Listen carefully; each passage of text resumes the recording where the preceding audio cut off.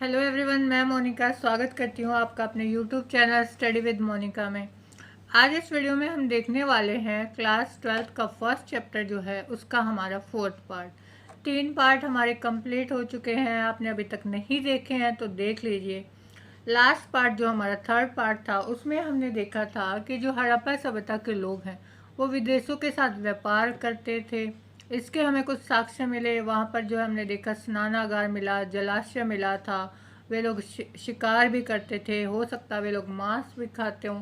इन सब चीज़ों के बारे में हमने डिस्कस किया था। आज हम शुरू करेंगे, आगे देखते हैं इस चैप्टर में क्या है। देखिए नेक्स्ट है हमारी हेडिंग सराय। सराय का मतलब क्या होता है? आप कह सकते हैं एज अ रेस्ट रूम, जहाँ पर लोग जो है आराम करते हैं। यात्रियों के लिए सराय का निर्माण किया गया था ताकि वे वहाँ रुककर आराम कर सके। जो हड़प्पा सभ्यता थी वहाँ पर क्या था कि जो है सराय बनाई गई थी जगह जगह पर, ताकि जो मुसाफिर हैं, जो आने जाने वाले लोग हैं, जो एक जगह से दूसरी जगह पर जाते हैं। क्योंकि हमने देखा कि ये लोग विदेशों से व्यापार करते थे। उस समय में ये तो है नहीं कि भाई आज की तरह जो है ट्रेन है जो, या फिर कह सकते हैं प्लेन है, 2 मिनट में हम एक कंट्री से दूसरी कंट्री में या फिर कुछ घंटों में जो एक जगह से दूसरी जगह पर हम पहुंच जाएं, ऐसा था नहीं। तो ये लोग क्या करते थे, एक जगह से दूसरी जगह पर जाते थे तो वही पैदल जाते होंगे या फिर जो है कुछ जो है घोड़े होंगे या इस टाइप के, आप कह सकते हैं कि किसी न किसी जानवर का प्रयोग करते होंगे, बैलगाड़ियाँ होंगी। तो जब ये जाते जाते एक जगह से दूसरी जगह पर थक जाते थे तो वही आराम की भी आवश्यकता पड़ेगी। तो उसके लिए हड़प्पा सभ्यता के जो लोग थे उन्होंने सरायों का निर्माण कर रखा था ताकि लोग वहाँ रुक सके, आराम कर सके। और जो कुएं थे उन सरायों के आसपास मिलते थे ताकि जो लोग वहाँ पर जो है पानी वानी जो है पी सके अगर उनको प्यास लगी है तो। नेक्स्ट हम देखेंगे कि उत्पादन केंद्रों की पहचान कैसे हुई। हमने देखा कि हड़प्पा सभ्यता में जो है दूसरे जगह से भी जो है तांबा और इन सब जो है कुछ जो कॉर्नेलियन पत्थर हैं या फिर जो है मणि है, ये चीज़ें लाई जाती थी, इनसे जो है सामान बनाया जाता था। तो ये जो उत्पादन केंद्र है इनकी पहचान हमें कैसे हुई, हमें कैसे पता लगा कि हड़प्पा सभ्यता में जो है ये सारी चीज़ें बनाई जाती थी। बचा हुआ कच्चा माल, त्यागी हुई वस्तुएं, कूड़ा करकट आदि से उत्पादन केंद्रों की पहचान होती है। देखिए जो सभ्यता होती है, कोई भी सभ्यता कितनी पुरानी है तो उसका कुछ ना कुछ हमें अवशेष मिलेगा। वो अवशेष हमें कैसे मिलेगा? या तो कोई कच्चा माल उस वहाँ से हमें मिला है, त्यागी हुई वस्तुएं या फेंकी। त्यागी हुई का मतलब है कि भाई फेंक दी उन्होंने, कोई वस्तु उनके यूज़ की नहीं है, बना जैसे कटाई करते हैं किसी चीज़ की, जो पार्ट उनके यूज़ का नहीं है वो उन्होंने फेंक दिया, वो कूड़े में फेंक दिया, तो वो जो है मिट्टी के नीचे दब गया। अगर हम देखेंगे कि मान लो लकड़ी की कोई चीज़ है या इस तरह की चीज़ें जो है समय के साथ जो ख़त्म हो जाती हैं वे तो हमें नहीं मिलेंगी, लेकिन जो पक्की जो है मिट्टी होगी या धातु होगी वे जो है लंबे समय तक जो है ज़मीन के नीचे वो चीज़ हमें देखने को मिल जाती हैं। तो उन सब चीज़ों से जो है हमें पता लगता है कि भाई यहाँ कोई ना कोई जो है उत्पादन का केंद्र रहा होगा या कोई ना कोई चीज़ जो है बनाई जाती होगी। जिस जगह पर औजार ज़्यादा मात्रा में पाए गए उन्हें भी जो है उत्पादन केंद्र माना गया। देखिए अगर हमें कोई चीज़ बनानी है तो आज के टाइम में अगर हम देखें, अगर किसी कारखाने को देखें तो वहाँ क्या मिलेगा? हमें बहुत सारी मशीनें मिलेंगी। लेकिन उस टाइम पे हो सकता है कि लोग इतने डेवलप ना हों, वहाँ पर जो है औजार बहुत ज़्यादा में मात्रा में जो है पाए जाते थे। किसी कोई भी उत्पादन केंद्र था जहाँ पर कुछ भी सामान बनता था तो वहाँ पर ज़्यादा मात्रा में क्या मिलेगा? हमें औजार मिलेंगे। तो हमारे पुरातत्वविदों को जो खुदाई करते समय अगर उन्हें बहुत ज़्यादा मात्रा में किसी जगह पर औजार मिले तो उन्होंने क्या अंदाज़ा लगा लिया कि भाई ये जो है हो सकता है कोई ना कोई उत्पादन केंद्र रहा हो। अब क्या होगा कि हमें जो है कारखाने में या अपने जो है उत्पादन केंद्र में कुछ भी उत्पादन करना है तो उसके लिए हमें सामान तो चाहिए, कच्चा माल तो चाहिए। तो कच्चे माल की प्राप्ति ये लोग कहाँ से करते थे? कच्चा माल, जो स्थानीय कच्चा माल जो इनको जो है अपनी ही जगह पे मिल जाता था, वो क्या होता था? मिट्टी, पत्थर, लकड़ी, धातु। अगर हड़प्पा में मान लो कोई, जैसे हमने देखा चनहूदड़ों में शिल्प केंद्र था, तो वहाँ जो लोकल लेवल पे आप कह सकते हो उनको मिट्टी मिल जाती थी, पत्थर मिल जाता था, लकड़ी मिल जाती थी और धातु मिल जाती थी। इन सारी चीज़ों का वो लोग क्या करते थे, अपने उत्पादन में जो है इस्तेमाल कर लेते थे। लेकिन ये ज़रूरी नहीं कि जो उत्पादन किया जा रहा है वो उसके लिए जो सामान है वो सारा लोकल लेवल पे ही हमें अवेलेबल हो जाए। तो अन्य क्षेत्रों से भी ये लोग क्या करते थे, कच्चा माल मंगवाते थे। कच्चा माल तो देखो हमें चाहिए कुछ ना कुछ सामान बनाने के लिए, तभी तो हम जो है कोई ना कोई चीज़ जो है उत्पादन कर पाएंगे। प्रोडक्शन हमारा तभी होगा ना जब हमारे पास कच्चा माल अवेलेबल होगा। मान लो हमें कपड़े का उत्पादन करना है तो हमारे पास क्या होना चाहिए, कपास होनी चाहिए। कपास से हम क्या करेंगे, धागा बनाएंगे, फिर उससे क्या है, कपड़ा बनाया जाएगा। इसी तरह से जब उत्पादन करना है तो कच्चे माल तो हमें चाहिए। तो अन्य जगहों से भी ये लोग क्या करते थे, कच्चा माल मंगाते थे। हम देखेंगे कि नागेश्वर और बालाकोट से ये लोग शंख मंगाते थे। नागेश्वर और बालाकोट ये दोनों जगह हैं कहाँ, ये दोनों जगह गुजरात में है। अब गुजरात जो है, गुजरात का जो है हमारा लॉन्गेस्ट जो है आप कह सकते हैं, जो कोस्ट है, जो समुद्र का जो किनारा है, वो सबसे ज़्यादा एरिया हमारा गुजरात का है। तो वहाँ इन लोगों को जो है शंख मिल जाता था इजीली, तो वहाँ से ये लोग जो है शंख मंगवाते थे। अब लोथल जो है गुजरात में ही है, लोथल भी, वहाँ से ये लोग क्या करते थे, कार्नेलियन पत्थर मंगवाते थे। राजस्थान और उत्तर गुजरात से ये लोग सेल खड़ी, सेल खड़ी क्या है, सेल खड़ी एक पत्थर है। सेल खड़ी पत्थर का प्रयोग ये लोग ज़्यादातर मोहरे बनाने में करते थे। क्यों, क्योंकि ये जो है सेल खड़ी एक सॉफ्ट जो है पत्थर आप कह सकते हैं, इसका इजीली ये लोग पीस कर चूरन बना के उसमें गोंद मिला के जो है कोई भी शेप की जो है ये मोहर जो है तैयार कर लेते थे। तो ये अपने उत्पादन के लिए इन सारी जगहों से ये लोग जो है कच्चा माल मंगवाते थे। अब हम देखेंगे धार्मिक मान्यताएं। देखिए धार्मिक मान्यताएं का मतलब क्या है कि हो सकता है कि भाई कोई ना कोई उस समय पे भी धर्म रहा होगा। जैसे हम लोग मानते हैं, हम कोई लोग जो है हिंदू धर्म को मानने वाले हैं, कुछ मुस्लिम हैं, सिख हैं, ईसाई हैं, सब ने अपने अपने जो है भगवान बना रखे हैं। अगर हमारे ऊपर कोई मुसीबत आती है तो सबसे पहले हम लोग क्या करते हैं, अपने भगवान को याद करते हैं। तो उसी तरह से जो हड़प्पा सभ्यता के लोग थे वो लोग क्या करते थे, ऐसा माना जाता है कि लोग प्रकृति की पूजा करते थे। वो लोग जो है नेचर की पूजा किया करते थे, प्रकृति की पूजा। प्रकृति में क्या आता है, हमारे जो है पेड़ पौधे पत्थर मिट्टी सब कुछ क्या आता है, प्रकृति में आता है। कुछ मोहरों में अनुष्ठान के चित्र मिले हैं। अनुष्ठान का मतलब क्या है, जैसे आप कह सकते हैं कि कोई यज्ञ करना, तो इनको जो इनकी जो मोहरें होती थी उसमें हमें क्या मिला, हमें मिला अनुष्ठान, यज्ञ करते हुए उसके चित्र मिले हैं। देखो कई बार मैं आपको बता चुकी हूँ कि लिपि इनकी ऐसी थी जो ये चित्रों से प्रदर्शित करते थे। मतलब अपनी लिपि इनकी थी जिसमें ये लिख तो नहीं सकते थे, लेकिन जो है पिक्चर से जो है अपनी भाषा जो है समझाने का प्रयत्न करते थे। लेकिन इनकी लिपि जो है वो अभी तक हमारे समझ में नहीं आई है। लेकिन जैसे यज्ञ करते हुए अगर कोई तस्वीर है उसको हम समझ सकते हैं कि भाई हो सकता है ये लोग कोई पूजा पाठ कर रहे हो। और उन पर पेड़ पौधे भी दर्शाए गए हैं। इनकी जो मोहर मिली उस पर हमें अनुष्ठान के चित्र मिले, पेड़ पौधों के चित्र मिले। तो इससे हमने क्या अंदाज़ा लगाया कि भाई ये पेड़ पौधों को ज़्यादा इम्पोर्टेंस देते हैं ये लोग, तो हो सकता है ये लोग इनकी पूजा करते हों। अगला हम देखेंगे कि आभूषण पहने हुए नारी की मूर्ति भी पाई गई। अब हमें अपने अवशेषों में क्या देखने को मिला कि एक जो है हमें औरत आप कह सकते हैं उसकी जो हमें मूर्ति मिली जिसने आभूषण पहन रखे हैं, मतलब गहने पहन रखे हैं, जिससे क्या कहा गया कि हो सकता है ये इनकी मातृ देवी हों, ये जो है मातृ देवी की पूजा करते हों। कुछ मोहरों में एक व्यक्ति को योग मुद्रा में बैठे बैठे दिखाया गया है। और जो कुछ मोहरें जो हमें मिली खुदाई के समय उसमें एक व्यक्ति हमें मिला जिसको योग की मुद्रा में जो है बैठे दिखाया गया। योग की मुद्रा का मतलब क्या है कि जैसे ऋषि मुनि होते हैं वो योग करते हैं, साधना करते हैं, तो इससे ये अंदाज़ा लगाया गया कि भाई हो सकता है ये जो है उस समय जो है अपने भगवान को याद कर रहा हो, पूजा कर रहा हो। पत्थर को शिवलिंग के रूप में वर्णित किया गया है। तो यहाँ पर जो पत्थर मिला, अब कोई पूजा कर रहा है, अगर वो पत्थर के सामने अगर पूजा कर रहा है तो हमने क्या अंदाज़ा लगा लिया, जैसे आज के समय में भी हम शिवलिंग की पूजा करते हैं ना, वो भी क्या होता है, एक पत्थर ही होता है।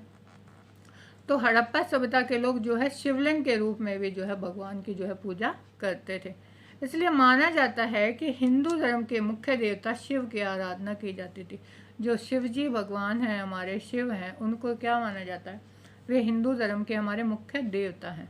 तो हमने ये जो हमारे पुरातत्वविदों को जो अवशेष मिले, तो उसके बिहाफ पे उन्होंने ये अंदाज़ा लगाया कि ये लोग भी हो सकता है जो है भगवान शिव की पूजा करते हों। अब हम देखते हैं कि हड़प्पा शासकों को लेकर पुरातत्वविदों में मतभेद। अब जो पुरातत्वविद थे, जिन्हें जो है अवशेष मिले, जो है खुदाई के समय जो चीज़ें मिली, उनको लेकर ये नहीं है कि सबकी एक ही राय है, अब उनमें मतभेद है। अब वो मतभेद क्या है वो हम देखेंगे। मोहनजोदड़ो में एक विशाल भवन मिला है जिसे प्रसाद की संज्ञा दी गई है। जो मोहनजोदड़ो था वहाँ पर एक विशाल भवन, एक बहुत बड़ी हमें जो है इमारत आप कह सकते हैं वो मिली, जिसे क्या संज्ञा दी गई, प्रसाद। प्रसाद मतलब एक महल टाइप, बहुत बड़ा था वो। देखिए जो घर होते हैं वो इतने बड़े जो है नहीं होंगे, वो तो थोड़े छोटे ही होंगे ना। ये तो है नहीं कि भाई वहाँ पर रहने वाले जो लोगों के घर थे वो इतने बड़े बड़े हैं। तो जो एक विशाल भवन मिला, उसमें पुरातत्वविदों ने क्या कहा कि भाई ये हो सकता है इनका महल हो, लेकिन यहाँ से कोई भव्य वस्तु नहीं मिली। अब महल का प्रयोग कौन करता है? अगर हम देखें थोड़ा सा, अगर पीछे जाएं, तो जो महल है, तो जो राजा महाराजा होते हैं, कोई शासक होता है किसी एरिया का, वो जो है उन महलों का प्रयोग करता है। लेकिन अब महल में तो क्या मिलेगा, भव्य वस्तुएं भी मिलेंगी, या तो हमें जो है कीमती गहने मिलेंगे, हीरे जवाहरात जो भी होंगे वो मिलेंगे। लेकिन यहाँ से ऐसी कोई वस्तु देखने को नहीं मिली। एक पत्थर की मूर्ति को पुरोहित राजा का नाम दिया गया, लेकिन इसके भी विश्वसनीय प्रमाण नहीं मिले। यहाँ पर जो एक पत्थर की मूर्ति मिली, तो उसको लोगों ने क्या कह दिया कि भाई हो सकता है ये यहाँ का राजा हो, लेकिन ऐसा जो है हम सिर्फ अंदाज़ा लगा सकते हैं। कोई पुख्ता जो है हमें इसके प्रमाण नहीं मिले कि भाई 100% हम ये कह सके कि हाँ भाई ये यहाँ पर राजा था और ये यहाँ पर राज्य जो है अपना शासन चलाता था। कुछ पुरातत्वविद कहते हैं कि हड़प्पा सभ्यता में कोई शासक नहीं था। अब पुख्ता जानकारी ना होने की वजह से जो पुरातत्वविद हैं हमारे, उनमें तो मतभेद है। कुछ कह रहे हैं कि भाई हो सकता है ये जो महल मिला है ये किसी राजा का हो, लेकिन कुछ कहते हैं कि भाई यहाँ तो कोई ऐसी भव्य वस्तु हमें नहीं मिली जिससे हम ये कह सकें कि भाई ये किसी राजा का महल है, बल्कि एक से अधिक शासक थे। अब कुछ लोग क्या कहते हैं कि भाई हो सकता है कि यहाँ एक राजा ना हो, बहुत सारे जो छोटे छोटे जो इनके जो छोटी छोटी जगह हैं वहाँ पर अलग अलग राजा हों। जैसे मोहनजोदड़ो का राजा वो अलग है, हड़प्पा का अलग है, चनहूदड़ो का अलग है। तो पुरातत्वविदों में इस चीज़ को लेकर भी मतभेद है। इतिहासकार कहते हैं, यह तर्क देते हैं कि ये एक ही राज्य था, लेकिन जिस तरह से जो है इनको जो चीज़ें मिली, जो अवशेष मिले, उसके बिहाफ पे जो हमारे इतिहासकार हैं वो क्या कह रहे हैं कि ये एक ही राज्य था। अब एक ही राज्य के पीछे इनकी क्या अवधारणा रही, क्योंकि हड़प्पा सभ्यता के इतने बड़े क्षेत्र में फैले होने के बाद भी पुरावस्तुओं का मिलना, नियोजित बस्ती के साक्ष्य, ईंटों का समान आकार। अब जो हड़प्पा सभ्यता थी उसके जो भी क्षेत्र थे वहाँ पर जो हमें पुरावस्तुएं, जो पुरानी वस्तुएं मिली हैं, उनमें जो है सिमिलरिटी बहुत है। देखो जो नियोजित बस्ती है वो हर जगह आपको देखने को मिलेगी। हम ये नहीं कह सकते कि एक एरिया है उसमें जो है वो बस्ती अलग तरीके से थी, दूसरे एरिया में दूसरे तरीके से थे। जी नहीं, हड़प्पा के जो भी हमें साक्ष्य मिले उनमें सब में ही आप कह सकते हैं कि एक नगरीय व्यवस्था जो बहुत ही जो है प्रॉपर तरीके से सब कुछ जिसमें बनाया गया है, ऐसे जो है हमें प्रमाण मिले। और जो ईंटें जो हमें मिली सभ्यता से वो भी समान आकार की हैं। जो ईंटों का आकार है वो ये नहीं है कि एक एरिया में कुछ है दूसरे एरिया में कुछ है, समान आकार की हमें मिली। तो इससे जो इतिहासकार थे उन्होंने ये अंदाज़ा लगाया कि भाई ये जो है छोटे छोटे जो टुकड़ों में नहीं बटा था, बल्कि ये एक ही राज्य था। तो ये देखिए ये तस्वीर आपको दिखाई गई है, ये जो एक पुरोहित राजा जो मैंने आपको बताया उसकी तस्वीर हमें जो है ऐसी जो तस्वीर देखने को मिली है हड़प्पा में। अब देखते हैं कि हड़प्पा सभ्यता का अंत। देखिए जो सिविलाइजेशन थी उसका जो है अंत हो गया, आज तो हमारे सामने नहीं है ना, तो अंत हुआ। तो उस अंत के पीछे कुछ ना कुछ कारण तो रहे होंगे। साक्ष्यों के अनुसार लगभग 1800 ईसा पूर्व तक चेलिस्तान जैसे क्षेत्रों में अधिकांश विकसित हड़प्पा सतलों को त्याग दिया गया। देखिए, जो सभ्यता थी उसके ऊपर ये अंदाज़ा लगाया जा रहा है हड़प्पा की, कि जो है सारी सभ्यता, सारे जो उसके स्थल थे वो एक साथ जो है वो समाप्त नहीं हुए, बल्कि धीरे धीरे हुए। 1800 ईसा पूर्व का अगर हम समय देखें तो जो चेलिस्तान था, चेलिस्तान कहाँ है? पाकिस्तान में। वहाँ पर जो है लोगों ने इस जो है सभ्यता का त्याग दिया था। मतलब वे लोग जो है चेलिस्तान को छोड़ के जो है माइग्रेट कर गए थे, वहाँ से दूसरे स्थान पर चले गए थे। उत्तर हड़प्पा के क्षेत्र 1900 ईसा पूर्व के बाद भी अस्तित्व में रहे, लेकिन जो उत्तरी हड़प्पा के क्षेत्र आप कह सकते हैं वो 1900 ईसा पूर्व के बाद भी जो है अस्तित्व में थे। जैसा कि मैंने आपको बताया कि एक साथ जो है सारी सभ्यता का अंत नहीं हुआ था, सारे क्षेत्र एक साथ जो है वो समाप्त नहीं हुए थे। अब इसके पीछे रीजन क्या रहे होंगे? हड़प्पा सभ्यता का अंत जलवायु परिवर्तनों, वनों की कटाई, अत्यधिक बाढ़, नदियों का सूख जाना या मार्ग बदल लेना तथा भूमि कटाव आदि सम्मिलित है।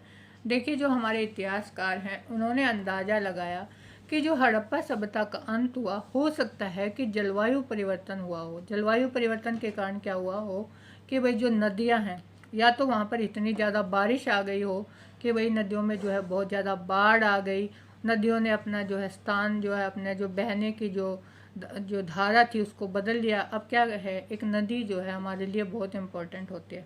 जहाँ जहाँ से भी वो नदी गुजरती है उसका पानी लोग प्रयोग करते हैं, खेतों में सिंचाई के लिए भी प्रयोग करते हैं।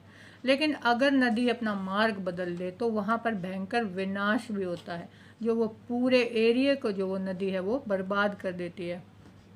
बहुत ज़्यादा मात्रा में हो सकता है वनों की कटाई आ गई हो, कटाई हो गई हो, इससे क्या हो गया हो, उस एरिया में बाढ़ आ गई हो। अब बाढ़ आ गई, सब कुछ बर्बाद हो गया, भूमि का कटाव हो गया, तो वो स्थान क्या हो जाता है, अब रहने के लायक नहीं रह जाता, तो लोग जो है उस स्थान को छोड़ देते हैं। तो इस तरह से हो सकता है कि हड़प्पा सभ्यता का अंत हुआ हो। नेक्स्ट हम देखते हैं कि कन्निंघम का भ्रम। अब ये कन्निंघम कौन थे? भारतीय पुरातात्विक सर्वेक्षण के डायरेक्टर जनरल थे जो है कन्निंघम। 19वीं शताब्दी के मध्य में उन्होंने क्या किया, पुरातात्विक उत्खनन आरंभ किए। ये हमारे पहले डायरेक्टर जनरल थे। इन्होंने क्या किया था कि अपना जो है खुदाई का काम शुरू किया, लेकिन इन्होंने इनकी जो बातें हैं वो हमारे जो है कुछ कुछ समझ में नहीं आती। क्यों? क्योंकि ये केवल लिखित प्रमाणों पर विश्वास करते हैं। देखिए, हमें अगर किसी सभ्यता का पता लगाना है तो हमें उसके जो है खुदाई करनी पड़ती है, उसके अवशेषों के बारे में हमें जो है अध्ययन करना पड़ता है। लेकिन जो कन्निंघम थे ना, वो लिखित प्रमाणों पर ज़्यादा विश्वास करते थे, खुदाई पर कम करते थे।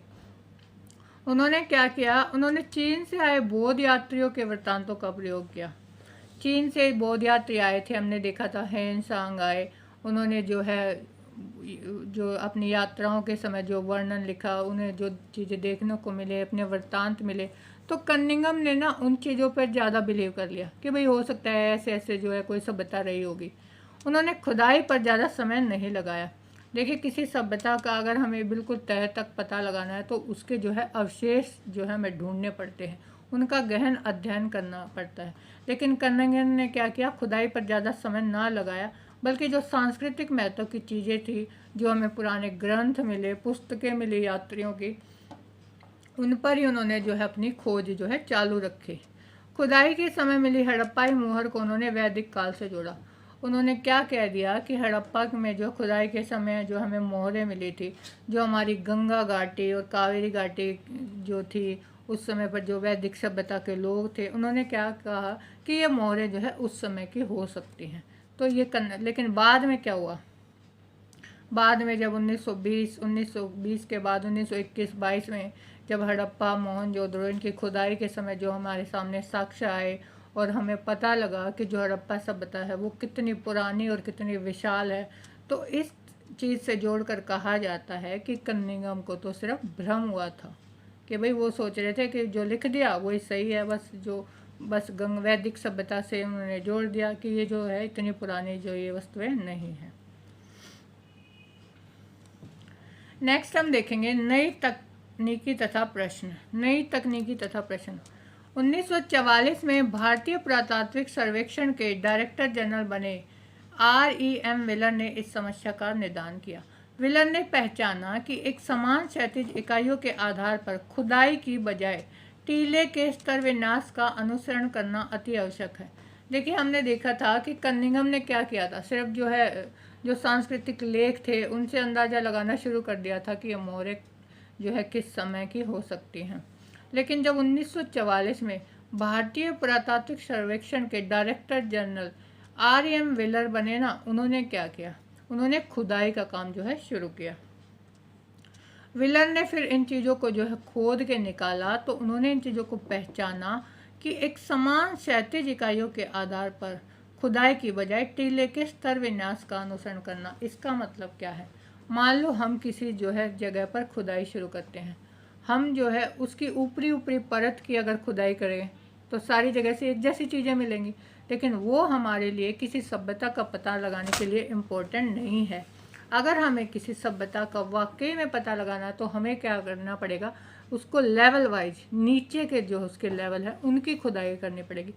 क्योंकि अगर मान लो कोई सभ्यता का जो विनाश हुआ और जो है कुछ चीज़ें दब गई जो सबसे बाद में दबी हैं, तो वो सबसे ऊपर मिलेंगी, लेकिन उससे पहले अगर कोई चीज़ दबी होगी तो वो कहाँ होगी, सबसे नीचे मिलेगी।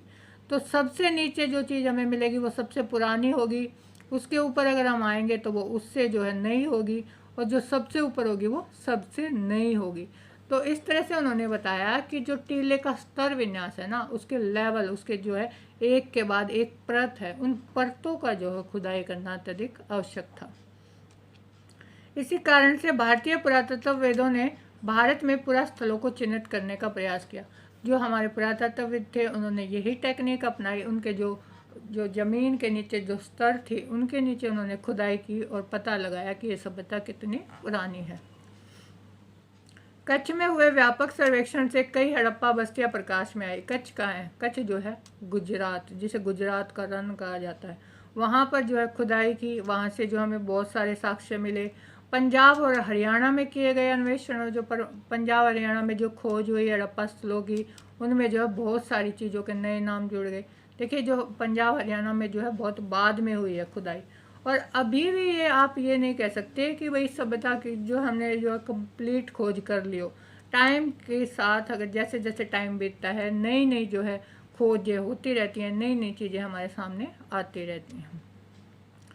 हालांकि कालीबंगन, लोथल, राखीगढ़ी और हाल में हुई धोलावीरा की खोज में अन्वेषण तथा उत्खनन इन्हीं प्रयासों का हिस्सा है। देखिए, जो कालीबंगन है वो कहाँ है, कालीबंगन राजस्थान में, लोथल गुजरात में, राखीगढ़ी हरियाणा में।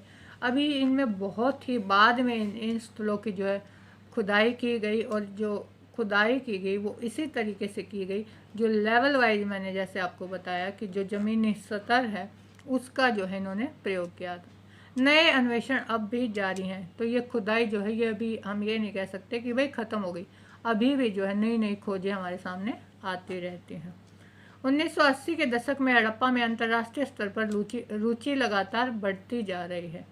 जो 1980 के दशक के बाद हम देखें तो अंतर्राष्ट्रीय स्तर पर तो हम ये कह सकते हैं कि ना सिर्फ हमारे इंडिया में या पाकिस्तान में ही, बल्कि और जो देश हैं, हमने देखा था कि भाई मेसोपोटामिया के साथ इसका व्यापार था, अरब कंट्री थे जो उनके साथ व्यापार था, तो हर जगह पर लोगों का जो है इसमें रुचि है। पुरातत्वविद जो है नई नई चीज़ें खोजने का प्रयास कर रहे हैं। हड़प्पा, मोहनजोदड़ो दोनों स्थानों पर उपमहाद्वीप और विदेशी विशेषज्ञ संयुक्त रूप से कार्य करते रहे हैं। हड़प्पा और मोहनजोदड़ो जो दोनों स्थान हैं वो कहाँ हैं, अब दोनों पाकिस्तान में। वहाँ पर भी जो है पुरातत्वविद है जो नई नई चीज़ें हैं उनको खोजने का प्रयास कर रहे हैं। वे आधुनिक तकनीकों का प्रयोग करते हैं जिनमें मिट्टी, पत्थर, धातु की वस्तुएं और वनस्पति तथा जानवरों के अवशेष प्राप्त करने हेतु अन्वेषण का जो है कार्य है वो जो है करते रहते हैं। इसका मतलब क्या है, देखिए, जो जानवर होंगे उनकी क्या मिलेंगी, सिर्फ हड्डियाँ मिलेंगी।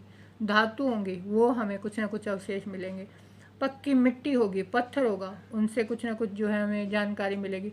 तो वैज्ञानिक जो है इन सब चीज़ों का प्रयोग करते रहते हैं, नई नई चीज़ें खोजते रहते हैं। नेक्स्ट हेडिंग हम देखते हैं कि अतीत को जोड़कर पूरा करने की समस्याएं। अब जो है हमें अतीत के जो भी प्रमाण मिलते हैं उनके पीछे जो है एक समस्या भी रहती है। जैसा कि हमने देखा कि हड़प्पा लिपि में इस प्राचीन सभ्यता को जानने में कोई मदद नहीं मिली। सबसे पहला तो हमने देखा कि वहाँ की अगर हमें लिपि मिली, अगर वो लिपि हमारे पढ़ने में आ जाती, अगर उसमें जो है अक्षरों का प्रयोग किया गया होता, तो हमें सारी जानकारी मिल जाती कि भाई ये कितनी पुरानी है, ये लोग क्या कार्य करते थे, जो कि लिखी हुई चीज़ को जो है हम आसानी से पढ़ सकते हैं। लेकिन हमारे ये लिपि जो है समझ में नहीं आई अभी तक ये लिपि पढ़ने में आई ही नहीं है। तो ये हमारे लिए एक समस्या बन गई है लिपि। क्यों? क्योंकि इसमें चित्रों का प्रयोग किया है। अब चित्रों का आदमी कहाँ तक अंदाज़ा लगाएगा, समझ सकते हैं आप लोग।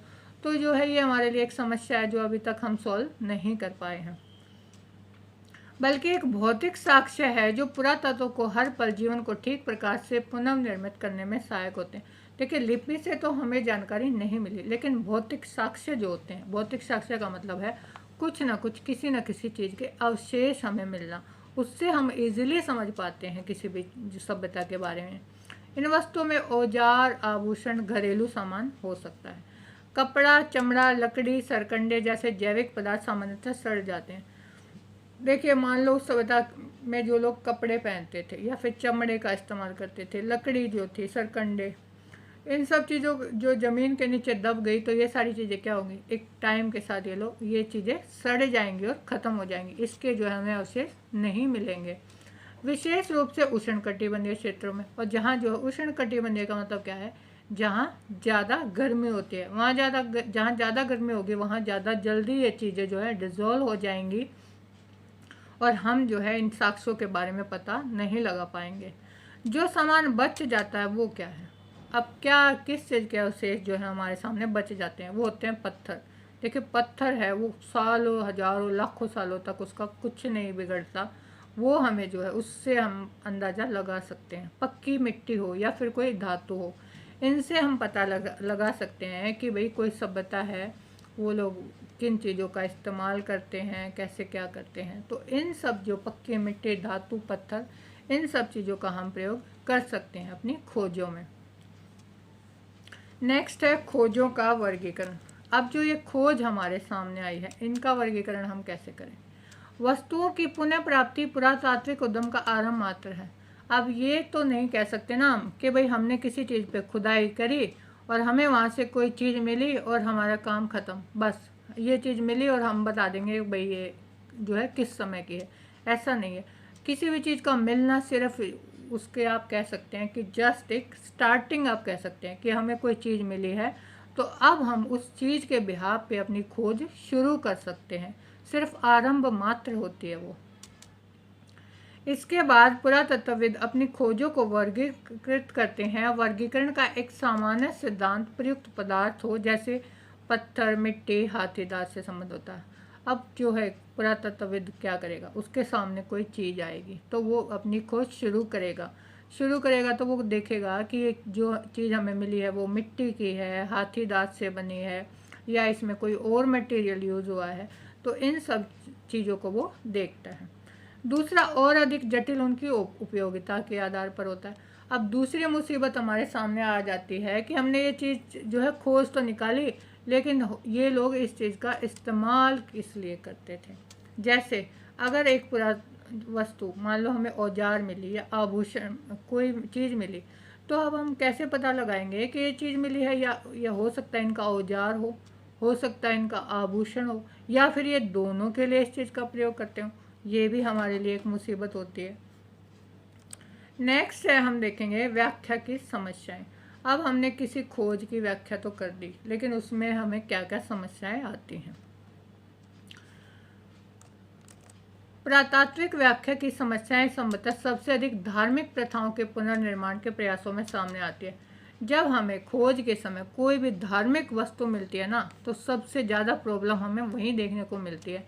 हमें ये नहीं पता लगता कि भाई ये जो धार्मिक इनके जो वस्तुएं हैं वो ये धार्मिक वस्तु हैं या फिर किसी और चीज़ के लिए ये लोग इनका इस्तेमाल करते थे।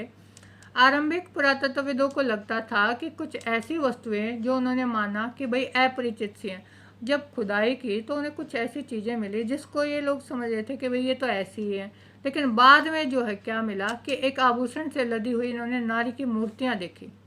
अब इन्होंने देखा, हो सकता है भी कोई टॉय हो उस समय का, कोई खिलौना जो बच्चे खेलते हों, लेकिन जब पूरा उन्होंने विस्तृत प्रसाधन, मतलब इस प्रसाधन का मतलब क्या है, पूरे गहने पहन के, जैसे हम कहते हैं ना, पूरा तैयार होके, मेकअप करी हुई, इस तरह से हम देखते हैं। तो ऐसी तस्वीर को उन्होंने शुरू में देखा कि भाई हो सकता है बच्चों के खेलने की चीज़ हो, लेकिन बाद में इन्होंने क्या अंदाज़ा लगाया कि भाई हो सकता है ये इनकी मातृ देवी हो, इसी की ये लोग पूजा करते हो। पत्थर से बनी मूर्तियां लगभग एक मानकीकृत मुद्रा में एक हाथ घुटने पर बैठा हुआ दिखाया गया है, एक योग करते हुए, जैसे हमने आदमी को देखा था, जैसा कि पुरोहित राजा को इन्होंने वर्गीकृत किया था। अब इन्होंने योग मुद्रा में बैठे हुए जो है एक व्यक्ति को दिखाया, जिससे हमने क्या अंदाज़ा लगाया, भी हो सकता है उस समय का कोई योगी हो। उदाहरण के लिए आदि शिव मोहरों को देखते हैं। हमने देखा कि जो इनकी मोहरें हैं, जिस पर जो है शिवलिंग बना है, उन उन जो मोहरों को हमने देखा, तो सबसे आरंभिक धार्मिक ग्रंथ ऋग्वेद 1500 से 1000 ईसा पूर्व के बीच संकलित में रुद्र नामक एक देवता का उल्लेख मिलता है। तो इन्होंने शिव की जो मोहरें देखी थी, तो इन्होंने हमने ऋग्वेद से जब इसका कंपैरिजन किया, तो उसमें क्या था, वो एक रुद्र नामक देवता, जो बाद की पौराणिक कथाओं में शिव के लिए प्रयुक्त नाम है। लेकिन ऋग्वेद में तो उसका नाम रुद्र था, लेकिन बाद की जो हम पौराणिक कथाएं देखेंगे तो उसका नाम क्या था, शिव था। लेकिन शिव के विपरीत रुद्र को ऋग्वेद में न तो पशुपति न ही योगी के रूप में दिखा गया। अब समस्या ये आई कि ऋग्वेद में जो शिव है उसको ना तो पशुपति माना गया, ना ही उसको एक योगी माना गया। दूसरे शब्दों में यह चित्र ऋग्वेद में दिए गए रुद्र का विवरण से मेल नहीं खाता। तो जो है, हमने एक बार तो अंदाज़ा लगा लिया कि भाई ये ऋग्वेद में जो रुद्र देवता हैं ये शिव ही हैं, लेकिन दूसरी जो तस्वीर हमारे सामने आई उसका जो है इतिहासकारों ने खंडन कर दिया कि भाई नहीं, ये ऋग्वेद का जो शिव है, रुद्र है, वो नहीं है। तो इस तरह से खोजें होती रहती हैं, हमारे सामने बहुत सारी समस्याएं आती हैं, पुरातत्वविद इसका जो है हल निकालते रहते हैं। हमने देखा कि किस तरह से हड़प्पा सभ्यता के लोग जो है, उनकी जो है संस्कृति कैसे थी, कैसे वो लोग किन चीज़ों का इस्तेमाल करते थे, पूरा चैप्टर हमने ये समझ लिया है। आई होप आपको भी समझ में आया होगा। तो वीडियो देखते रहिए और अपनी जो है प्रिपरेशन करते रहिए। Thank you so much.